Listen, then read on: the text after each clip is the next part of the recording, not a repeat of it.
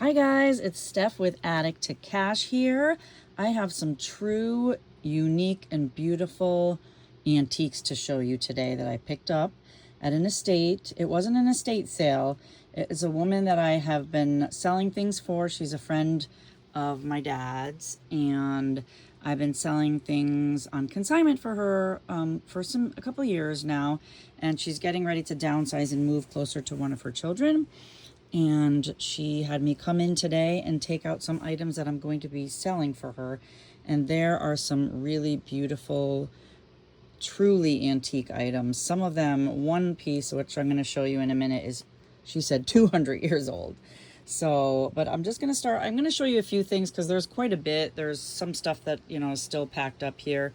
But I'll give you an overall picture of what I got and some of the unique items. And if anyone out there, really has some knowledge about some of these antiques, I could use your help. I could do the research. I'm going to do research as well. But, there might be someone out there that's a collector of these types of items that might have some more knowledge. Because sometimes Google Lens and even eBay does not have all the information. So, but let's start with this little item right here. And it actually has, which I'm not sure, my husband helped me pack all this stuff up. But this is a 1930s Borden's Farm little milk carrier. It's a little vintage, or an antique, almost antique, 1930s pull toy. And it even had a little like crate that held milk bottles and glass bottles, which I didn't see. So I saw some of these that have sold on eBay for anywhere from, like, depending on the condition, $30 to $95 or more. But this has the little milk bottles and it's in pretty good condition. It has really still nice graphics. They have faded some, but I think it's pretty good condition.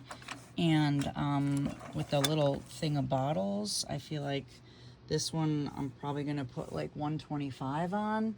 I'm trying to think. It's a 1930s Rich Toys Borden's milk carriage pull toy. That's what I looked up. So I think it's really an awesome piece. I'm excited to have it and sell it for her. And so that's one thing that I thought was really cool.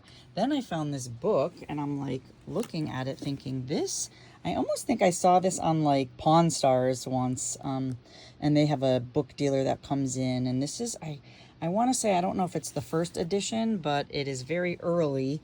I think it's 1900s, Alice's Adventure in Wonderland by Lewis Carroll. And like, it was a gift from somebody in 1903. I know it said copyright 1900s, I think.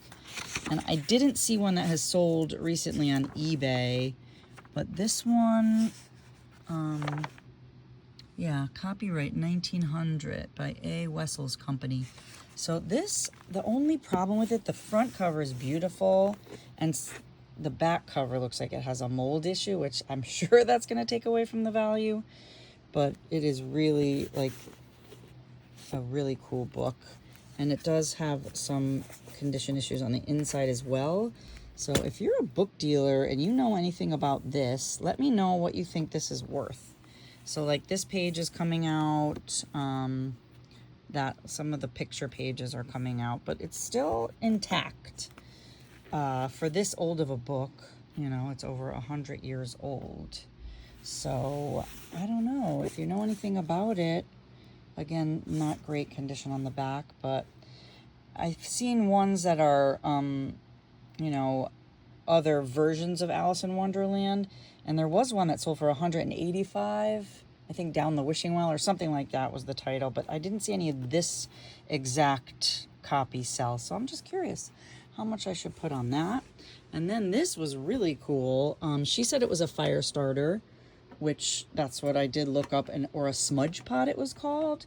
A nice copper one with the wood handle, and you open it up, and then it has the this piece in it that I guess you put in the hot, and then it stays hot, and then you could easily start back up the fire is what I'm assuming. So I thought that was really a cool piece. I don't know if some of them, I would think that many of them might have lost this piece, but So I thought that was a really neat piece. I'll probably put maybe 65 on that. And there was this little cute doll chair, and then a bunch of these old dolls, which she told me this one was her grandmother's. Now she's 94. The woman is 94. This was her grandmother's. So this is a very old little doll. I think somebody made it for her grandmother. And then there was this that was also, she said, was her grandmother's. And it looks very loved. She said it was a monkey. It looks like a monkey. But then somebody made one for her. So this was hers. And like I said, she's 94. So this was hers. And then I think somebody made this one to look like it. That's a little bit newer. So she said this is like the newer one, the newest one. And then this was hers and her grandmother. So I'm not sure what to put on these. I'll do some more research on these. The little Raggedy Ann is not that old. It's by Applause. But the weird thing is when I opened this up and looked at her little, oh wait, where did it go? She had little bloomers, and it says Steffi, which is my name, maybe she has a granddaughter named Steffi, but I was like, that's weird. But so the little Raggedy Ann, she's probably the newest piece. And then there was this mohair bear, which I'm pretty sure this is a stife. It's very old. Its head moves. The arms don't move, but the head turns. But it doesn't have any buttons. I think back in, they probably took all those off because they didn't want kids to probably choke on them or whatever. But I'm pretty sure this is a stife. It has all the telltale signs of one. And then there were these two mini ones that are mohair as well. I'm not sure if those are stife, but they're adorable. They don't have any buttons or anything to tell me that it's stife. I don't think it has any button in the ear. No, they're so tiny. So I don't know if you know anything of stife. Do these look like stife? They do to me. And then there's this little bear, which was definitely well loved. He doesn't have a tag on him anymore, but definite vintage. And then there's this little doll, which is cute. It looks like a very early Raggedy Ann doll. I don't know if she has any tags. I think it looks like somebody handmade this way back in the day. So that was cool. And then I had this rack here, the wood rack to hold things. And this, she said, definitely is vintage, if not antique. And she thinks it was made from like stocking material, like nylons or something. I'm not 100% sure, but I didn't do a search of this yet. And I don't think it has any tags. Definitely looks like somebody made it. Almost looks like a hook rug, but it has all these little, diamonds with different colors. I thought it was really pretty.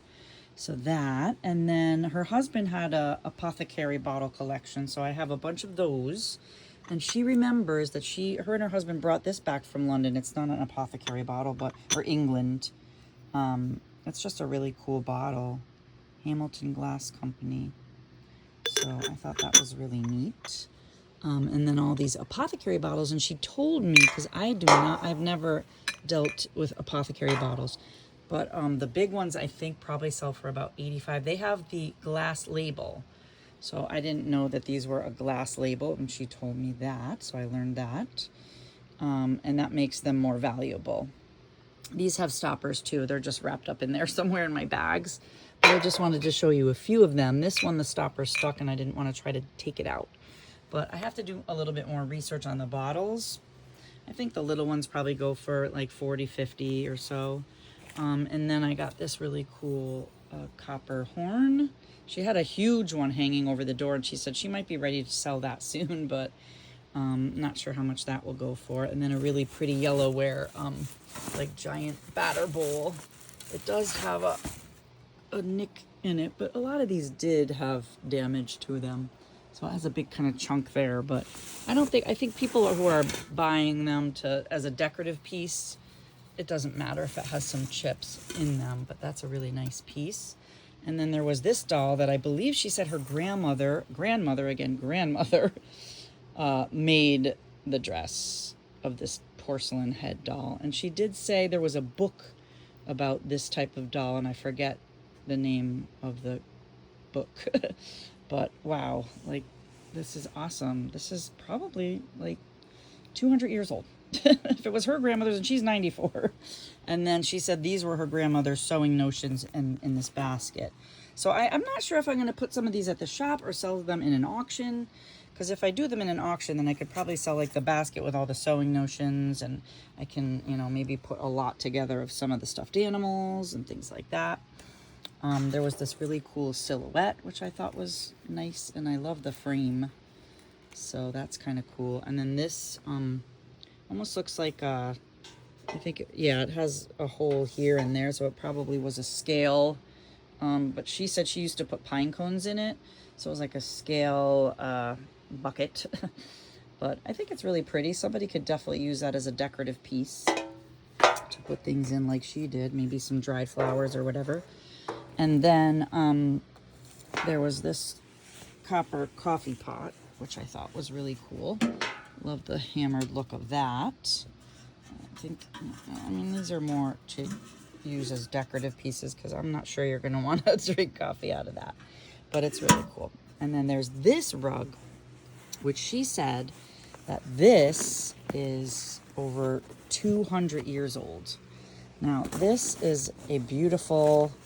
I'm not sure, so I don't know a lot about rugs. I have to ask an antique rug dealer. So if anyone out there knows about rugs and tribal patterns and things like that, it's not a very big rug, but she said it's definitely closer to 200 years old, and it is, I believe, wool. It does not have any, you know, obviously tags on it because I'm sure it was like handmade 200 years ago. So I have no idea what to put on this. If you guys have any idea about antique rugs, please put in the comments maybe where I can get more information, because it's just all over the place when I do a Google lens. It doesn't really tell me much. So that would be super helpful. But it is beautiful. I love it, and I know that will get snatched up pretty quick at the shop because she gave me another old rug that sold pretty quick. I probably should have put a higher price on it. I can't remember. I think it was bigger than this, and it was definitely an antique rug, and it had some condition issues.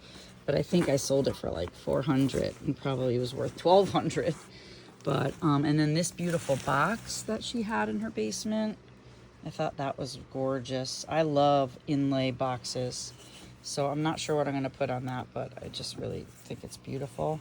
And then I think inside it, I put, well, she had actually pictures of this that she had taken off eBay. But it was a bag in here I put of some linens. She had an old, like, Disney passport. I wonder how much the tickets were back then. I think this was from, I think it's the 90s, the ticket, so it's not that old. But the linens in here. There was also, I think I saw a lighter. I'm not sure. Oh, that's pretty. A little, is it Ronson? Yeah, it's a Ronson lighter. That could be worth 20, 25 bucks just for the lighter. It's cute. And then a lot of these cute little linens in here. Very sweet. People like to collect these. I might just sell the whole bag as a lot without the Disney thing in it. But what's this? Is a little sachet perfume. Oh, I wonder if it...